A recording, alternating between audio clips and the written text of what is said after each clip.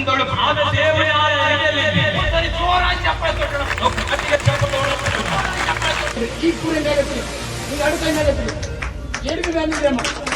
ಸ್ವಲ್ಪ